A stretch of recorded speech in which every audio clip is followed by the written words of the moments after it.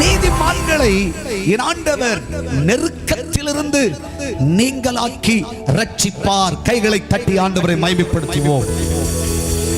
யாரை வேதம் நீதிமான் என்று சொல்லுகிறது? வேத புஸ்தகத்திலே நாம் வாசிக்கும் பொழுது ரோமருக்கு எழுதின நிருபம் 5ஆம் அதிகாரம் அதனுடைய 1ஆம் வசனத்தை வாசித்து பாருங்கள். பைபிள் சொல்லுகிறது, ரோமருக்கு எழுதின நிருபம் 5ஆம் அதிகாரம் 1ஆம் வசனத்தில் வாசிக்கும் பொழுது இவ்விதமாய் நாம் விசுவாசத்தினாலே நீதிமான்களாக்கப்பட்டிருக்கிறபடி நம்முடைய கர்த்தராகிய இயேசு கிறிஸ்துவின் மூலமாய் தேவனிடத்தில் சமாதானம் பெற்றிருக்கிறோம். விசுவாசத்தை பெற்றிருக்கிற நாம் நீதிமான்களாய் மாற்றப்பட்டிருக்கிறோம். கைகளை தட்டி கர்த்தரை மகிமைப்படுத்துங்கள். யாருக்கு விசுவாசம்? யாரிடத்தில் விசுவாசம்? கர்த்தராகிய கிறிஸ்துவினிடத்திலே. என் முதலும் என் முடிவுமாய் இருக்கிறவர் என் கர்த்தராகிய இயேசு. என் ஆசையின் சுவாசம் இயேசு என்று கிறிஸ்துவின் மேல் சுவாசத்தோடு கலந்த விசுவாசத்தை வைத்திருக்கிற தேவனுடைய பிள்ளையே, உன்னை என் ஆண்டவர் நீதிமானின் பட்டியலிலே வைத்திருக்கிறார். விசுவாசத்தால் இந்த உலகத்தை ஜெயிக்கும்படி, விசுவாசத்தினால் எல்லாவற்றையும் சாதிக்கும்படி, விசுவாசத்தினால் உலகத்தை கீழ்ப்படுத்தும்படி, விசுவாசத்தினால் சத்துரு எய்யும் அக்கினியாஸ்திரங்களை தடுத்து நிறுத்தும்படி தெய்வத்தால் அனுக்கிரகம் பெற்றிருக்கிற உன்னை கர்த்தர் நீதிமான் என்று சொல்கிறார்.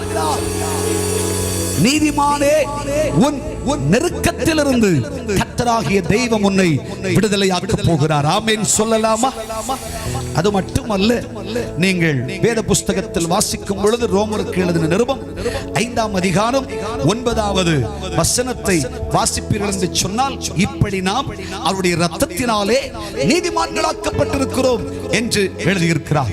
இயேசு கிறிஸ்துவின் இரத்தம் சிந்துதலை யார் விசுவாசிக்கிறார்களோ, அவர் இரத்தத்தினால் யார் கழுகப்பட்டிருக்கிறார்களோ அவர்கள் நீதிமான்களாக்கப்பட்டிருக்கிறார்கள். கைகளை தட்டி கர்த்தரை மகிமைப்படுத்துங்கள். அப்படியானால் ரத்தின சுருக்கமா சொன்னார் யோவான் 1:12 படி, அவருடைய நாமத்தின் மேல் விசுவாசம் உள்ளவர்களாய் அவரை ஏற்றுக்கொண்டவர்கள் எத்தனை பேர்களோ அத்தனை பேர்களும் அவருடைய பிள்ளைகளாகும்படி அதிகாரம் கொடுத்தார். பிள்ளைகளாகும்படி அதிகாரம் தந்திருக்கிறார்கள். பிள்ளைகள் என்ற அதிகாரத்தை பெற்றிருக்கிற நீங்களும் நானும் நீதிமான்களாய் இருக்கிறோம். கைகளை தட்டி, நீதிமான்களே, உன் நெருக்கத்தை தெய்வம் மாற்றி உன் நெருக்கத்திலிருந்து கர்த்தர் உன்னை விடுதலையாக்கி ஒரு பெரிய பெருக்கத்தை உனக்கு தெய்வம் தருவேன் என்று சொல்கிறார். இயேசுவை விசுவாசிக்கவில்லை என்றால் இயேசுவை விசுவாசி. இயேசுவின் இரத்தத்தால் கழுகப்படவில்லை என்றால் இயேசுவின் இரத்தத்தால் கழுகப்படு. இயேசுவே, உன் இரத்தத்தால் என்னை கழுகி சுத்திகரியும் என்று சொல்லு. இதுவரைக்கும் இயேசுவின் பிள்ளை என்ற நிச்சயம் உன் இருதயத்தில் உண்டாகாவிட்டால் இன்று கர்த்தருடைய சமூகத்தில் நான் இயேசுவின் பிள்ளை, எனக்கு பயம் இல்லை, இயேசுவின் பிள்ளை, நான் நெருக்கத்திலிருந்து நீங்களாகும் வழி உண்டு என்று விசுவாசி.